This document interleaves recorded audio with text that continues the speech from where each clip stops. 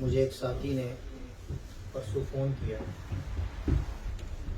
کہا کہ آپ کا ٹکٹ ریڈی ہے، ہم چلتے ہیں مدینے۔ سبحان اللہ، یہ ہفتہ جو ہے ہم مدینے میں گزارتے ہیں۔ سبحان اللہ، یہ جو ویکینڈ ہے مدینے میں گزارتے ہیں۔ سنڈے کو آ جائیں گے واپس، جمعہ وہاں پڑھ لیں گے، ہفتہ وہاں گزار لیں گے، عمرہ کریں گے، اتوار کو واپس آ جائیں گے۔ سبحان اللہ۔ اب لوگ سوال یہ کرتے ہیں کہ مدینہ بار بار جاتا کیوں ہے، پیسہ کہاں سے آتا ہے؟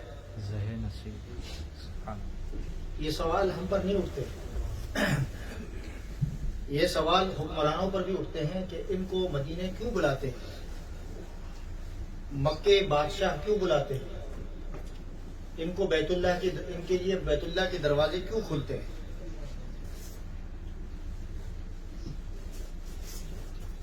بیت اللہ کے دروازے حکمرانوں کے لیے، بادشاہوں کے لیے، علماء کے لیے کھولے جاتے ہیں اور ان کو موقع دیا جاتا ہے کہ جاؤ اندر جا کے نماز پڑھو۔ تو مدینہ ہو یا مکہ ہو، انسان کی طاقت اور بساط نہیں ہے کہ وہ خود جا سکے۔ کتنے لوگوں کو دیکھا گیا ہے جاتے ہیں، دروازے تک پہنچتے ہیں، پھر واپس آ جاتے ہیں۔ ایسے لوگ بھی موجود ہیں دنیا کے اندر، ایسے واقعات موجود ہیں۔ لیکن ایسے لوگ بھی موجود ہیں جن کو شام مدینے میں ہے اور رات مکے میں اللہ تعالیٰ جانے کا موقع عنایت فرماتے ہیں اور پھر واپس آ جاتے ہیں۔ سبحان اللہ۔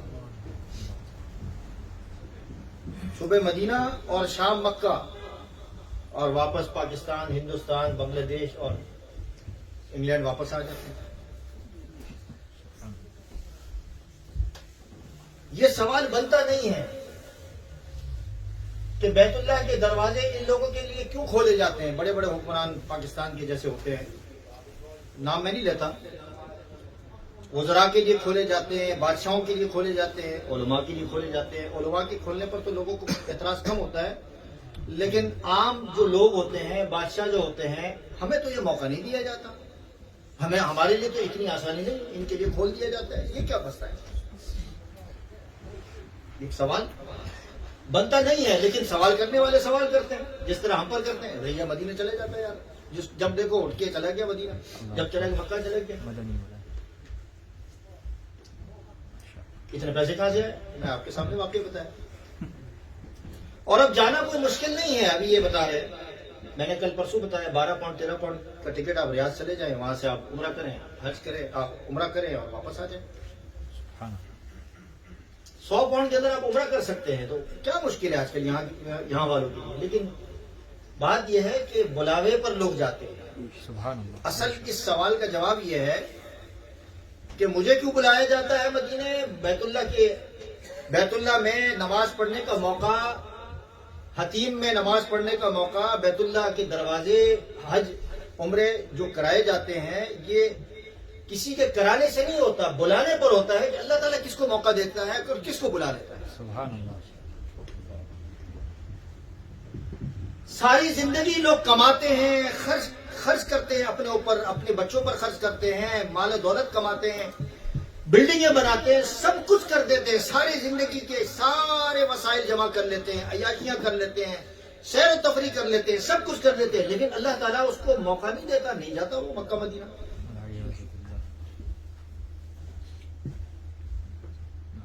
اب جن لوگوں کو اللہ تبارک و تعالیٰ بلاتا ہے، جن کے لیے بیت اللہ کے دروازے کھولے جاتے ہیں، اب اس سوال کا جواب کیا ہے، یہ بھی سننے کے لائق ہے کہ اللہ تبارک و تعالیٰ یہ دیکھنا چاہتا ہے۔ اب کوئی کسی ملک کا وزیر اعظم چلا گیا اور اس کو موقع دے دیا، کوئی وزیر خارجہ چلا گیا، کوئی کون چلا گیا، طرح طرح کے لوگ جاتے ہیں نا۔ اللہ تبارک و تعالیٰ یہ دیکھنا چاہتا ہے کہ بھائی یہ موقع، اس قدر سنہرا موقع مجھے اللہ تبارک و تعالیٰ نے یہ عطا فرمایا ہے، اس موقع کو پانے کے بعد اس خوش قسمتی کے بعد بغیر طلب کے اللہ تبارک و تعالیٰ نے میرے لیے بیت اللہ کا دروازہ کھول دیا، اور میں نے وہاں جا کے نماز پڑھی جو عام لوگ جا بھی نہیں سکتے. دعائیں کرتے ہیں، ساری زندگی گزرتا جاتی، اب تو حتیم میں بھی جانا مشکل ہے نماز پڑھنا. میرے لیے بیت اللہ کا دروازہ کھولا ہے، کیا میں اپنی زندگی کو صحیح رخ پر لا سکتا ہوں؟ نہیں لا سکتا. اپنی زندگی کو بدلنے کا وہ ارادہ کرتا ہے کہ نہیں کرتا؟ اگر وہ اپنی زندگی کے بدلنے کا ارادہ کرتا ہے اور واپس آ کر اپنی عوام پر ظلم کرتا ہے، تو پھر اس کے بیت اللہ میں جانے کا یا اس دروازے پر جانے کا فائدہ نہیں ہے. اور پھر شاید اس کو کبھی زندگی میں بیت اللہ کے اندر جانا یا کبھی مکہ مدینہ میں جانا بھی اس کو نصیب نہ ہو. یہ ٹیسٹنگ ہوتی ہے اوپر سے لے کے نیچے تک کے لوگوں کی. جس درجے کا انسان ہوتا ہے اس درجے کی ٹیسٹنگ اور امتحان ہوتا ہے کہ بھائی آپ کو بیت اللہ کے دروازہ آپ کے لیے کھولا گیا، گئے ہو. بڑی خوش قسمتی حسرت. ہمیں کسی پر انگلی نہیں اٹھانی، ہمیں نہیں اٹھانی. ہمارا حق نہیں ہے کہ ہم اٹھائیں. بات یہ میں عرض کر رہا ہوں، پہلے تو یہ سمجھے کہ ہمارا حق نہیں ہے کہ ہم اٹھائیں. بھائی اللہ نے بلایا ہے، اللہ نے اس کو ٹیسٹ کرنا تھا، اس کا امتحان تھا. اس درجے کا انسان تھا کہ بھائی میں جا کے اپنے ملک کی انسانیت کی خدمت انصاف کے ساتھ، بغیر ظلم کے، برابری کے ساتھ کر سکوں گا. اور وہ ارادہ کرے جانے کے بعد، اگر وہ کرتا ہے تو ظاہر بات ہے کہ وہ اس کا بیت اللہ میں جانا کرامت ہے، فائدہ ہے، اور اللہ تبارک و تعالیٰ اس سے راضی ہیں.